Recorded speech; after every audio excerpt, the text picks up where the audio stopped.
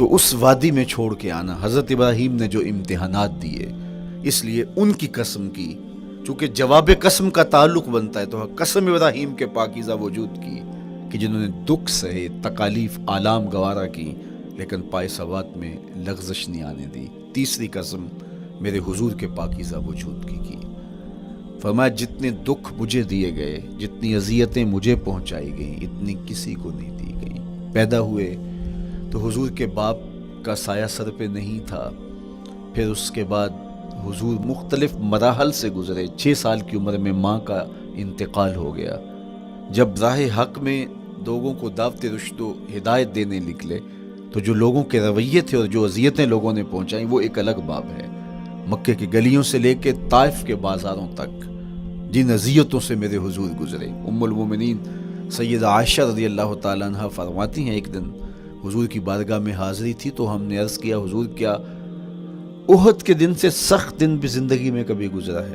صحابہ کی نظر میں اس دن سے سخت دن کبھی زندگی میں نہیں آیا، اس لیے کہ جب 70 صحابہ کی لاشیں پڑی تھیں، حضور کے چچا حضرت امیر حمزہ شہید کر دیے گئے، اور نہ صرف انہیں شہید کیا گیا، ان کا مسئلہ کیا گیا. اعضائے بدنیاں کاٹ دیے گئے، ناک کاٹ لی گئی، زبان کاٹ لی گئی، بدن چیر کے کلیجہ نکالا گیا، اور پھر ان اعضاء کا ہار پرویا گیا، اور ہندا نے گلے میں ڈال کے رقص کیا، آنکھوں میں نیزے چبھوئے گئے. تو یہ دردناک دن تھا. تو حضور کے سر انور پہ سفید رنگ کی پٹی بندھی تھی اور چشمان رحمت میں آنسو تھے، اور بار بار فرماتے تھے ما فعل امی، میرے چچا کی کہانی سناؤ. تو یہ دردناک دن تھا جو صحابہ نے اپنی آنکھوں سے دیکھا. تو انہوں نے کہا حضور کیا احد کے دن سے سخت دن بھی کبھی زندگی میں آیا؟ ان کا خیال تھا کہ حضور فرمائیں گے ہاں یہ میرا زندگی کا مشکل ترین اور سخت ترین دن تھا. لیکن حضور نے فرمایا ہاں عائشہ، جب طائف کے بازاروں میں تیری قوم نے مجھے پتھر مارے تو یہ دن احد کے دن سے بھی سخت تھا. حضور ان کے 3 سرداروں کے پاس پیغام حق لے کے گئے، لیکن انہوں نے آگے سے جو رویہ اختیار کیا وہ اتنا اذیت ناک تھا. حضور نے فرمایا کہ ٹھیک ہے، میں تمہاری خیر خواہی کا جذبہ لے کے تمہارے تک پہنچا ہوں، تم نے میری دعوت کو قبول نہیں کیا، تمہاری مرضی، تمہارا مقصود. چلو اب یہ بات میرے اور تمہارے درمیان رہنی چاہیے، اس بات کو راز رہنا چاہیے، اہل مکہ تک یہ بات نہ پہنچے. انہوں نے کہا ہم کیوں راز رکھیں، بلکہ اوباشوں کے ہاتھ میں پتھر دے دیے. اور حضور جب واپس ہونے لگے تو وہ حضور کے پاؤں پہ سنگسنی کر دی. حضور اپنا ایک پاؤں اٹھاتے تو دوسرے پاؤں پہ مارتے. شدت درد اور احساس کرب سے حضور بیٹھ جاتے تو ان کے غنڈے دائیں بائیں سے بڑھتے اور کندھوں سے پکڑ کے حضور کو اٹھاتے اور مشق سنگسنی کرتے. نالین خون سے بھر گئے، لخت لخت زخمی ہوا. اللہ اکبر، کیا دردناک لمحے تھے، کیا تکلیف بری گھڑیاں تھیں. تو کہا کہ جب طائف کے بازاروں میں تیری قوم نے مجھے پتھر مارے تو یہ دن احد کے دن سے بھی سخت تھا. اچھا، جب حضور پر اس طرح آلام و مصائب ٹوٹ پڑے تو حضور کے ساتھ جو صحابہ تھے انہوں نے کہا حضور ان کے لیے بد دعا کر دیجئے. تو میرے حضور بولے میں رحمت بن کے آیا، میں رحمت بن کے آیا ہوں. اللہ اکبر. ان کا تقاضا پہم بڑا تو حضور کے ہاتھ اٹھ گئے، اور پھر حضور نے جو کہا سنیے، اللہم اہد قومی فإنہم لا یعقلون. اے اللہ میری قوم کو ہدایت دے دے، یہ مجھے جانتے نہیں، اگر جانتے تو ان کا میرے ساتھ یہ رویہ نہ ہوتا. تو پتھروں کے جواب میں دعائیں دینا پیغمبروں کا حوصلہ ہوتا ہے. اللہ اکبر. مورخ اسلام حفیظ جلندری نے کیا خوبصورت پیرائے میں نقشہ کھینچا کہ حضور ہاتھ اٹھا کے دعا مانگ رہے ہیں، الہی کرم کر کو سارے طائف کے مکینوں پر، الہی پھول برسا ان پتھروں والی زمینوں پر. تو حضور نے دکھ سہے، تکلیفیں سہی. اب 3 قسمیں کی. شہر مکہ کی قسم جہاں حضور کے صحابہ نے تکلیفیں سہی، اس شہر کی گلیوں میں انہیں گھسیٹا گیا اور ان کو کچی کھالوں میں لپیٹ کے دھونیاں دی گئیں، انہیں اذیت ناک مراحل سے گزارا گیا. حضرت ابراہیم مشکل سے مشکل زندگی کاٹی اور رب کی رضا جوئی کے لیے کوشاں رہے، اور میرے حضور نے سخت ترین اذیتوں، مقاومتوں، مخالفتوں اور تکلیفوں کا سامنا کیا. تو ان 3 چیزوں کا حوالہ دے کر، ان 3 چیزوں کی قسم کر کے اب انسان کو بتایا جا رہا ہے کہ تم مشکلات سے تمہیں گزرنا پڑے گا، حالات کی تلخیاں تمہیں سہنی پڑیں گی. کسی مرتبے تک پہنچنے کے لیے تمہیں پھر تکلیفوں کی راہ اختیار کرنی پڑے گی۔ تم کون ہوتے ہو؟ میرا محبوب ہو تو تکلیفیں وہ بھی اٹھائے، دو جہاں کا مالک ہو اور طائف کے بازاروں میں اس کے پاؤں پہ بھی پتھر پڑیں، اور کونین کا سردار ہو اور ان کے اوپر اوجری ڈال دی جائے، کائنات کا مالک ہو اور ان کو مکے کی گلیوں کے اندر ان کے گلے میں عقبہ بن نبی معیط کپڑا ڈالے اور تاؤ دے، تو کیا ان مشکلات سے تم بچ سکتے ہو؟ جب تم کسی منزل تک پہنچنا چاہتے ہو تو پھر یہ حوالے ماضی کے دیکھ لو، 3 قسمیں کر کے اس حقیقت کو بیان کیا۔ ابراہیم علیہ السلام کے وجود کو دیکھ لو، حضرت مصطفیٰ کریم علیہ السلام کی ذات ستودہ صفات کو دیکھ لو، اور مکے کی گلیوں میں صحابہ کے ساتھ جو ظلم اور جبر ہوئے اور انہوں نے جو مصیبتیں اور مشقتیں کاٹی وہ ساری دیکھ لو۔ تو 3 قسمیں کھا کر کے کہا کہ بے شک انسان مشقتوں میں رہتا پیدا کیا گیا ہے۔ اس لیے قافلہ انسانی کے وہ افراد جو کسی منزل کے متلاشی ہوتے ہیں، جو جستجو کی زندگی بسر کر رہے ہوتے ہیں، ان کو پھر مشکلات سے گزرنا پڑتا ہے اور حالات کی تلخیاں ان کو گوارا کرنا پڑتا ہے، کشاکش حیات سے ان کو ٹکرانا پڑتا ہے، اور ان کو آگے بڑھنے کے لیے ان کو تکلیفوں سے گزر کر کے، جان گسل مراحل سے گزر کر کے پھر منزل کی طرف عازم سفر ہونا پڑتا ہے۔ کیا میں نے اس خاکدان سے کنارہ جہاں رزق کا نام ہے آب و دانہ، پلٹنا جھپٹنا جھپٹ کر پلٹنا لہو گرم رکھنے کا ہے ایک بہانہ، پرندوں کی دنیا کا درویش ہوں میں کہ شاہی بناتا نہیں آشیان۔ تو زندگی مشکل مراحل سے گزر جانے کا نام ہے۔ اقبال نے کہا تھا ہے شباب اپنے لہو کی آگ میں جلنے کا نام۔ یہ زندگی آسان نہیں ہے، یہ حالات کی تلخیوں کا مقابلہ کرنے کا نام ہے، یہ ضبط نفس کا نام ہے، یہ اپنے من کی تربیت کا نام ہے۔ حضرت امام راضی آیت کریمہ کے تحت لکھتے ہیں کہ جب بچہ شکم مادر میں ہوتا ہے تو وہ 3 پردوں میں ہوتا ہے، ایک جھلی کا پردہ، ایک رحم مادر کا پردہ اور ایک پیٹ کا پردہ۔ تو 3 پردوں میں وہ بیچارہ بڑی عجیب سی حالت میں ہوتا ہے۔ یہ اس کا پہلا مرحلہ ہے تخلیق کے بعد، اس کے بعد پیدائش کا دوسرا مرحلہ ہے، یہ زچہ بچہ دونوں کے لیے موت و حیات کے مرحلے ہوتے ہیں۔ اس کے بعد وہ پیدا ہوا، اس دنیا پہ آیا تو اس کی مشکل کیا ہے؟ زبان ہے بولنا نہیں جانتا، دیکھتا ہے پہچان نہیں سکتا، سنتا ہے سمجھ نہیں سکتا، ہاتھ ہیں پکڑ نہیں سکتا، ٹانگیں ہیں چل نہیں سکتا۔ کتنی مشکل بن گئی، یہ سب کچھ چیزیں ہونے کے باوجود بھی وہ بے بس دکھائی دیتا ہے، اس کو دودھ مانگنے کے لیے بھی رونا پڑتا ہے۔ تو یہ ایک مرحلہ تھا۔ پھر آہستہ آہستہ اس نے بولنا سیکھا، ایک ایک حرف کر کے لفظ جوڑ کے وہ جملے مکمل کرتا رہا۔ آج تو زبان کا طوطی بولتا ہے، آج تو بات کریں تو جو ہے وہ ماحول تھم جاتا ہے، لیکن انسان ذرا پلٹ کے آغوش مادر میں تیری ماں نے ایک ایک حرف تجھے سکھایا تھا، ایک ایک لفظ تجھے سکھایا تھا، لفظ کر کے حرف کر کے جملے بنے، اور آج تیری گفتار کی شوخی کے تذکرے زمانے میں ہیں، تو پھر تجھے بولنا سکھایا۔ تو چل نہیں سکتا تھا، آج تیری جو ہے وہ جولانیاں دیکھنے والی ہیں، تیری رفتار کو کوئی چھو نہیں سکتا ہے، تیری آنکھوں کی بجلیاں آج عقابوں سے بڑھ کر ہیں، آج تیرے کانوں کے اندر نغموں کا جہاں آباد ہے، آج تیرے ہاتھوں کی گرفت کہ آگے شیر غراں بھی ہو تو وہ بھی بے بس ہو جاتا ہے، لیکن دیکھ تو کتنا مجبور تھا۔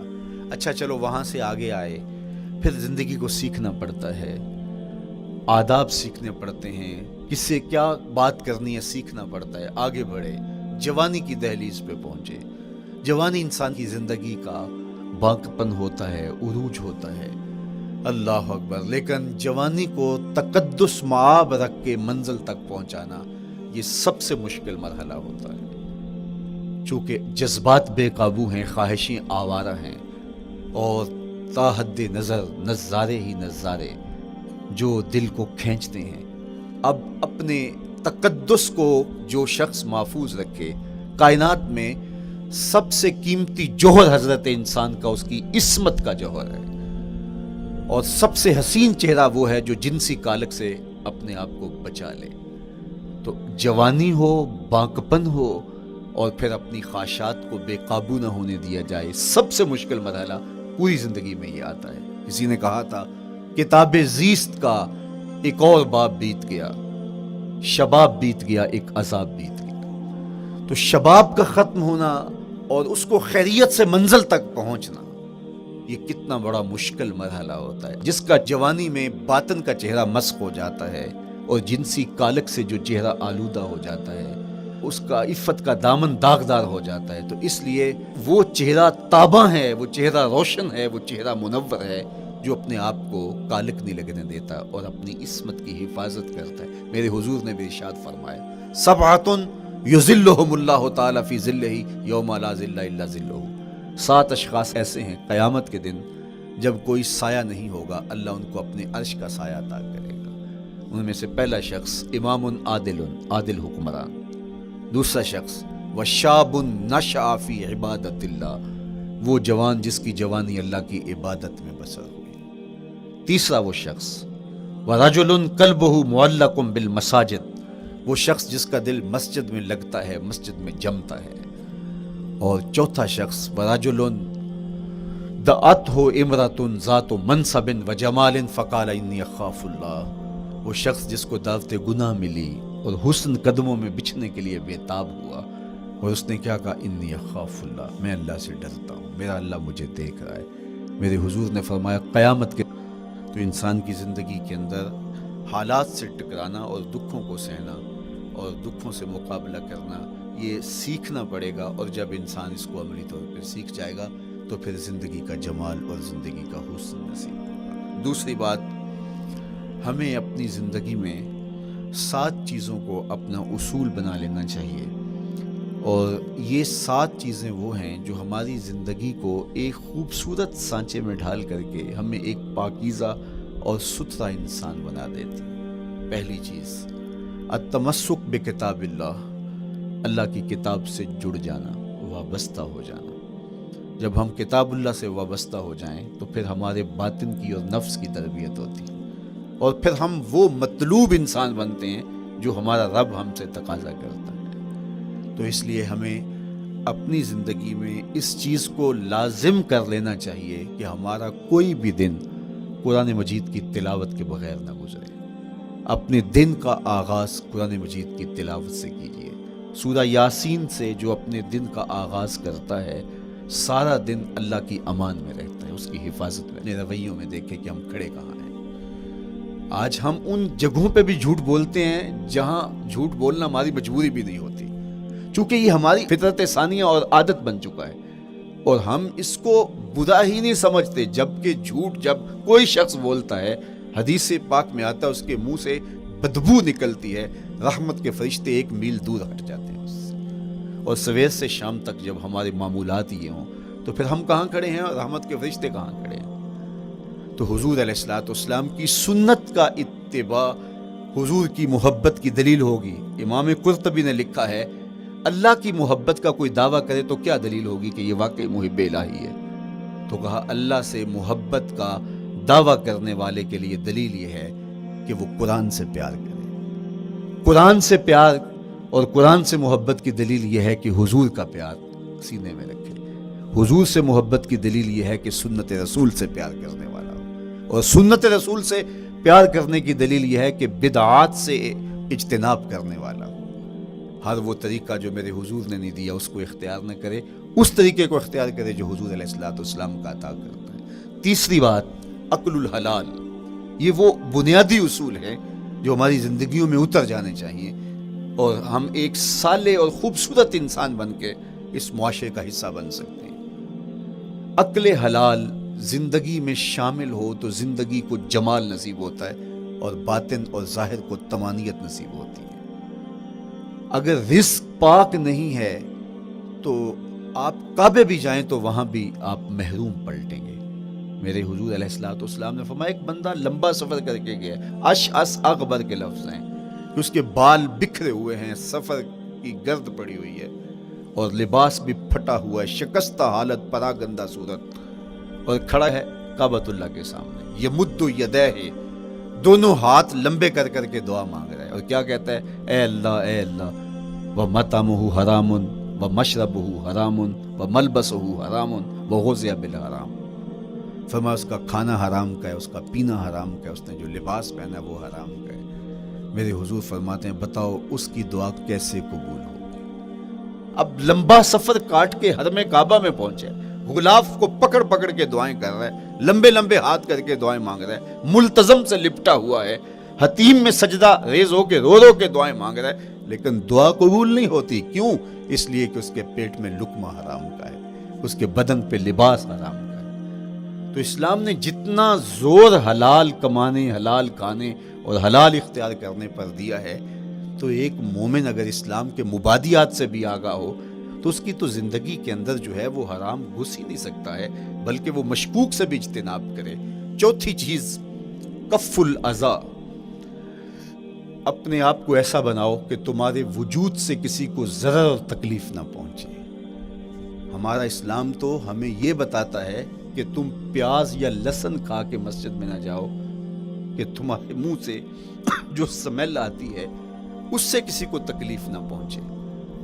تو یہ اسلام کی دی ہوئی تعلیمات ہیں کہ مسجد میں بھی جانا ہے تو اپنے آپ کو دیکھو کہ تمہاری حالت کیا ہے، تمہاری وجہ سے کسی کو تکلیف نہ پہنچے، تمہارے رویے اتنے خوبصورت ہوں، تمہارے ہمسائے بتائیں کہ یہ واقعی مسلمان ہے۔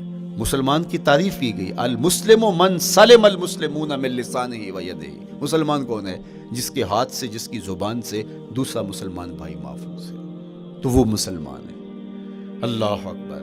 ہم یہ جو کہتے ہیں نا السلام علیکم، اس کو کہتے ہیں تحیت المسلم، مسلمان کا تحیت۔ تو اس کے معنی پہ غور کریں تو ہم اس کو ضمانت دے رہے ہوتے ہیں، السلام علیکم، تیرے اوپر سلامتی ہو۔ تو ہم اپنی جانب سے اسے ضمانت دیتے ہیں، میرے بھائی میری طرف سے تیری عزت، تیری جان، تیری آبرو سلامت ہے، اب میری جانب سے تو پریشان نہیں ہونا، میں تجھے سلامتی کی ضمانت دیتا ہوں۔ اور وہ آگے سے کیا کہتا ہے؟ وعلیکم السلام، میرے بھائی پھر میری جانب سے بھی تیرا سب کچھ محفوظ ہے۔ اگر سلام کا مفہوم اچھی طرح ہماری روحوں میں اتر جائے تو پھر ایسا ہو نہیں سکتا کہ ہم جس کو السلام علیکم کہہ دیں پھر اس سے ہم دھوکہ کریں یا اس کی آبرو پہ حملہ آور ہوں یا اس کے مال پہ حملہ آور ہوں جب السلام علیکم کہہ دیا۔ چونکہ جو ہمیں لفظ بولنے کے لیے کہا گئے ہیں اس کے پیچھے فلسفہ لفظ ہوگا۔ یہ پھول ہیں، ان کو دیکھ کر سبحان اللہ کہنے کا کہا گیا ہے، پہاڑوں کو دیکھ کے اللہ اکبر کہنے کا کہا گیا ہے۔ پہاڑوں کو دیکھ کے سبحان اللہ کہہ دیں اور پھولوں کو دیکھ کے اللہ اکبر کہہ دیں، ایسا کیوں نہیں کہہ دیتے؟ لیکن نہیں، اس لیے کہ جب پہاڑوں کو دیکھتے ہیں تو دل میں ان کی ہیبت پیدا ہوتی ہے۔ اتنے بڑے پہاڑ، سمندر کو دیکھتے ہیں تو اس کی ہیبت پیدا ہوتی ہے، اتنا بڑا سمندر تا حد نظر پھیلا ہوا، تو جب اس کی بڑائی پیدا ہونے لگتی ہے تو فوراً پلٹایا گیا اللہ کی بڑائی کی طرف اور کہا بول اللہ اکبر، یہ نہیں میرا اللہ بڑا ہے۔ اور پھول کو جب دیکھا تو اس کی لطافت کی طرف الجھنے لگے، کتنا خوبصورت ہے، درزوں میں کیسے خوشبو بسی ہوئی ہے، کیسے رنگ ہیں، کیسے جمال ہیں۔ اللہ اکبر۔ وہ کیا کسی نے کہا تھا نا کہ درزوں کی لطافت میں خوشبو نے اماں پائی، گل چیرنے والے نے کس شان سے چیرا ہے۔ تو کیا کمال ہے یار، کیا پتیاں ہیں، کیا رنگ ہے، کیا خوبصورتی ہے، کیا لطافت ہے۔ الجھنے لگے، کہا بول سبحان اللہ، یہ کیا ہے، جس نے رنگ بھرے ہیں وہ پاک ہے۔ تو تیرا دل الجھ نہ جائے تو جو ہم بولتے ہیں، لفظ جہاں بھی بولتے ہیں اس کے پیچھے ایک فلسفہ ہوتا ہے۔ السلام علیکم یہ تحیت المسلم ہے۔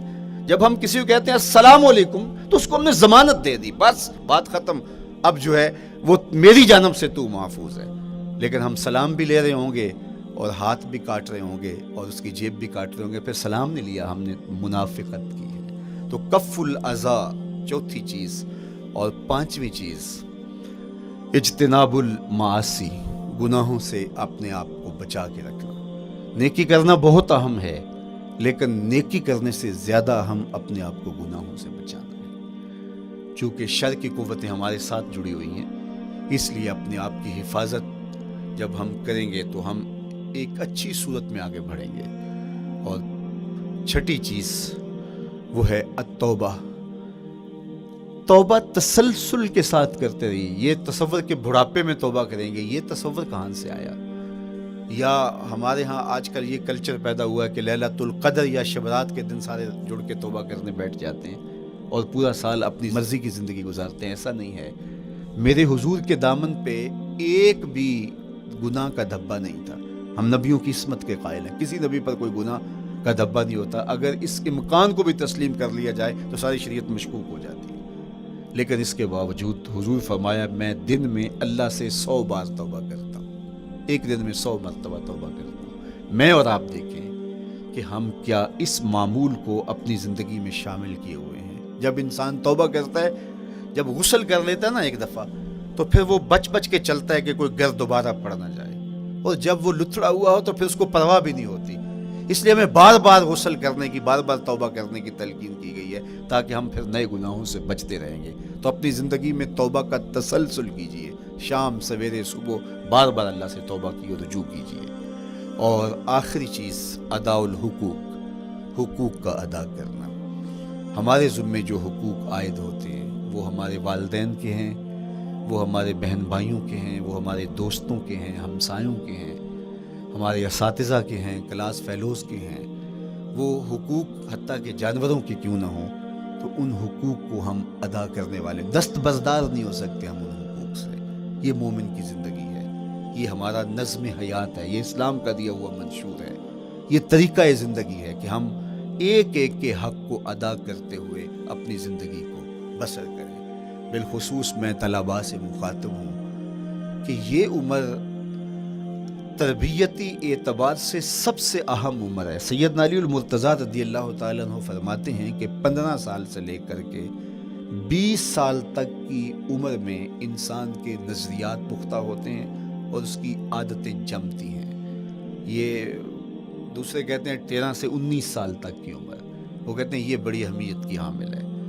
تو 13 سے 19 سال یا 15 سے 20 سال تک کی عمر، بعض کا تو ہوتا ہے کہ ابھی بچے ہیں، ماں باپ بھی سستی کرتے ہیں کہ ان کو تہجد کا عادی اب کیوں بنائیں، ابھی تو یہ بچے ہیں، ان کو ان چیزوں سے، چھوٹی چھوٹی چیزوں کا عادی اب کیوں بنائیں، جب بڑے ہوں گے، سمجھدار ہوں گے، ذمہ داریوں کا بوجھ آئے گا، سب کچھ کر لیں گے.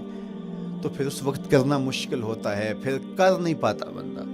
تو جو سیکھنا ہے، جو عادتیں پختہ کرنی ہے، وہ اسی زندگی میں ہوتی ہے. تو یہ آپ کا ایک موقع ہے، آپ کو ایک ماحول فراہم ہوا ہے.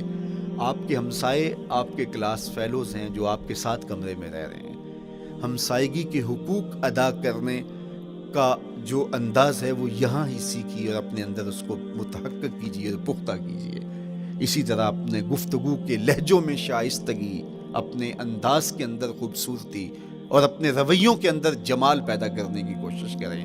اپنے آپ کو مؤثر بنائیں اور شریعت کے بتائے ہوئے اصول اور ضابطوں کے مطابق آپ جب زندگی کے چند دن گزار لیں گے، پھر زندگی گزارنے کا نشہ آنے لگ جائے گا. چونکہ جب ہم اپنی خواہش کی زندگی گزارتے ہیں تو پھر ہم خود بے چین اور مضطرب ہوتے ہیں، اس لیے کہ ہمیں اس طرح زندگی گزارنی چاہیے جس طرح ہمارے رب نے ہمیں بتایا ہے. آپ کوئی بھی مشین خریدتے ہیں، کوئی بھی چیز لیتے ہیں تو اس کے ساتھ چھوٹی سی بک دیتے ہیں، آپ کو اس کا طریقہ استعمال بتاتے ہیں کہ اس کو یوں استعمال کرو گے تو دیر پا اس کے فوائد حاصل کرو گے. اگر یہ مائک ہم اس طرح استعمال نہیں کرتے، اپنی خواہش سے استعمال کریں گے تو پھر نتیجہ کیا ہوگا کہ تھوڑے دنوں کے بعد جو ہے وہ خرابی کی طرف سلسلہ چلے گا.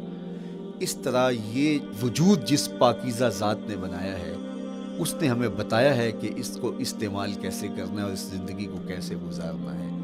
اور پھر انسان کو ایک ماڈل اور نمونہ بھی چاہیے. تو کہا نمونہ دیکھنا ہے تو محمد عربی کی ذات دیکھ لو. ادھر دیکھتے جاؤ اور زندگی گزارتے جاؤ، دیکھنا تمہاری زندگی کتنی خوبصورت اور کتنی پروقار گزرتی ہے. اللہ آپ کو دنیا آخرت کی برکتیں دے، اپنی پناہوں اور اپنی امان اور اپنی حفاظتوں کا حصار دے، اور آنے والا کل اللہ بہتر فرمائے، میرے وطن کی خیر کرے، میرے ملک کو امن کے اجالے دے، یہاں دہشت گردی کے سلگتے علاؤ ٹھنڈے کر کے امن کی بہاریں پیدا کر دے. کی محمد سے وفا تو نے تو ہم تیرے ہیں، یہ جہاں چیز ہے کیا لوح و قلم تیرے ہیں. وآخر دعوانا ان الحمدللہ.